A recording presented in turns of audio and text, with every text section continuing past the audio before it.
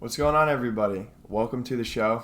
I'm your host, Tyler Purdy, and let's get into it. USC football, everybody. What is happening? This next year of college football is going to be a great one. It's going to be an all-time great one. There's so many different coaching hirings, transfer portal, these new NIL deals with the transfer portal. It's going to be very interesting, and I think USC is about to change the world. And like Lincoln Riley said, it's about to become the mecca of college football, and I'm starting to believe it as well. They picked up 11 guys from the transfer portal so far, other than Caleb, because obviously that's the kind of the star of the show, Caleb Superman Williams. They have some other great acquisitions. Running back Travis Dye from Oregon, great running back this past year, really led the team in offense after CJ Verdell got hurt. I love this pickup from USC, from an Oregon fan myself. Tough one to lose, but I'm happy for him. Running back Austin Jones from Stanford. Wide receiver Terrell Bynum from Washington. Caleb's good friend who said wherever he goes, he's going. Wide receiver Mario Williams from Oklahoma. Wide receiver Brendan Rice from Colorado, which is actually Jerry Rice's son, fun fact. Offensive lineman Bobby Haskins from Virginia. Defensive lineman Earl Barquette from TCU. Defensive lineman Tyrone Talini from Kansas State.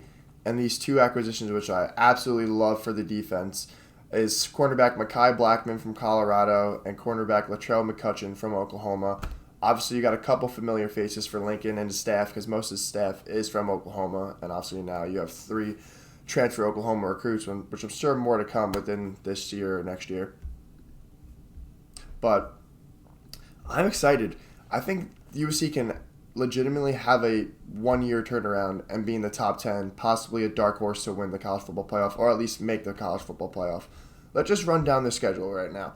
Week 1, out of the 3 out-of-conference games, which are all played at home, coincidentally. So the first one is against Rice. Week 1, I think they should definitely pull out a victory there. Week 2 is against a divisional opponent in Stanford. Obviously, Stanford is in the north side of the Pac-12, but still, Pac-12 opponent. Should be a good matchup. I still do think USC should win this match. Third game of the year, second out-of-conference game, at home, Fresno State. I think USC should win. Fourth game, Oregon State, on the road. USC should win. I think this next game could be tough. Herm Edwards, Arizona State. I like everything that they're doing. But once again, they're home. USC Stadium is going to be packed every single week. And I don't think they're going to lose at home. I don't think so up until the last game of the year, which we'll get to that. So, yeah, 5th game of the year, Arizona State. I think they should be 5-0. 6th game, home against Washington State. Another victory, I think, there. 7th game of the year, I think this is most likely their toughest game of the year just because it's on the road. But against Utah, we all saw what UConn did. They have a bunch of people returning. Cameron Rising is coming right back. That defense is still mostly all there.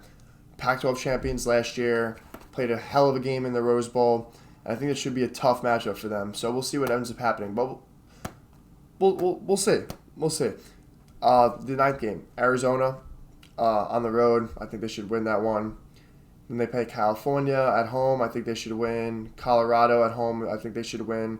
And then the last 2 games of the year, I think, could be a bad stretch for them potentially if they do win out up until this moment. So the second last game of the year, they're on the road at UCLA. Obviously, this is kind of a big rivalry. I think this could be a pretty good game, just to the fact that Chip Kelly just signed this new contract. He's liking his team. He's bringing UCLA football back, and I think this could be definitely a close game. And then the last game of the year, which could possibly have playoff implications for both of these teams. Notre Dame at home.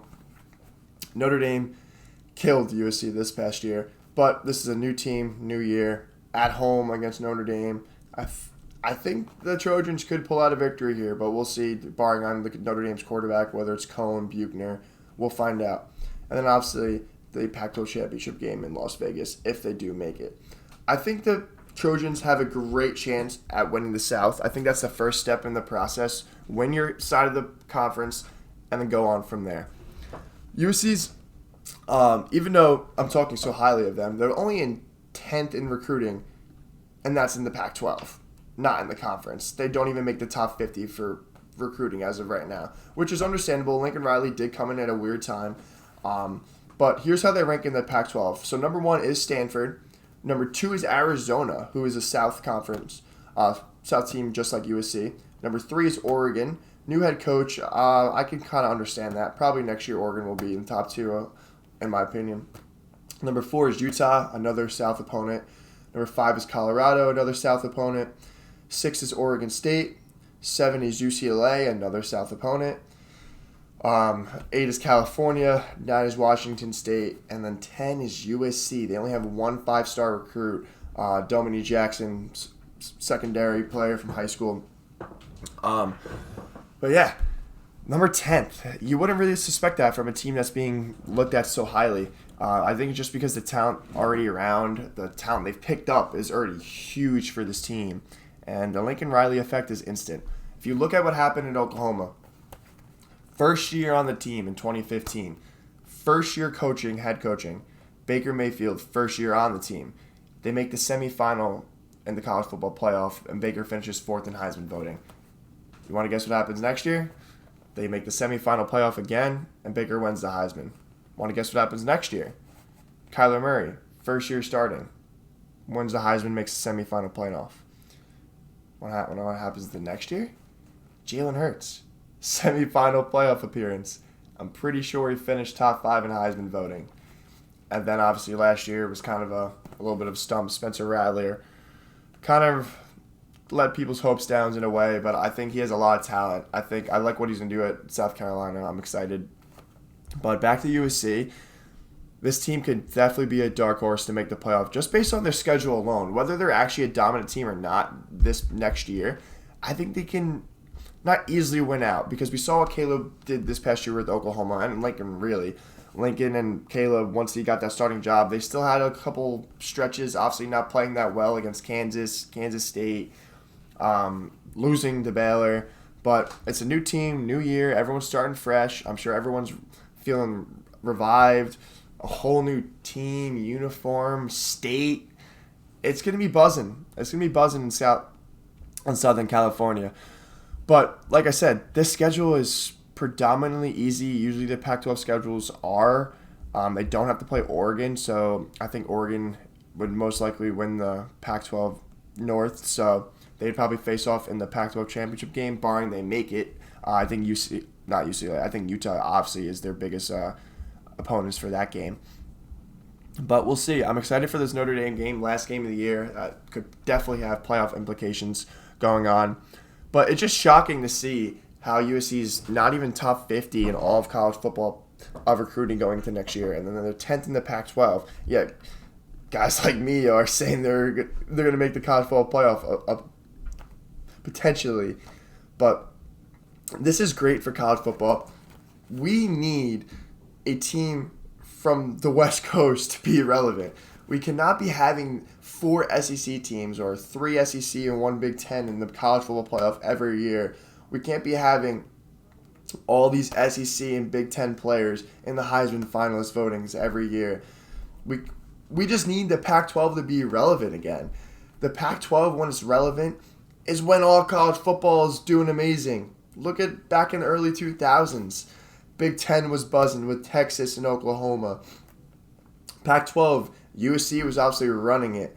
But he also had lower tier teams that would make some action. Obviously, like Oregon, UCLA used to be a little relevant. Stanford used to be up there. Obviously, the SEC has always done what it has done. Big Ten, Ohio State, Michigan, playing fantastic now. They were good back then as well. All these conferences, ACC was actually in the dirt compared to these other conferences. Now Pac-12 is probably the lowest conference in college football and competitiveness-wise. But with USC back, it's going to just bring Southern California back. They're going to be going to the USC Stadium. It's going to be packed. It's going to be loud, a lot of celebrities, a lot of good games. I'm excited. I think the whole world of college football is going to change greatly because of this one man, Lincoln Riley. He's going to bring college football back. Ratings are going to be higher. Teams are going to be more fun to watch. And yeah, Caleb Williams, I think he could definitely make a run for the Heisman. just because his talent alone, you can't really say that he can't not win the Heisman or be a finalist. I love how Mario Williams coming with him, so it's kind of a similar target in the offense. So it's not a brand new complete team, same head coach. You got a defender that I'm sure you knew of, and your good friend at wide receiver lining up next year. So we'll see what happens. I'm excited for USC football. I'm excited for college football, and it's gonna be a great year. But that's gonna be it for today's show. I'm Tyler. It was great talking to everybody, and we'll see you at the next episode.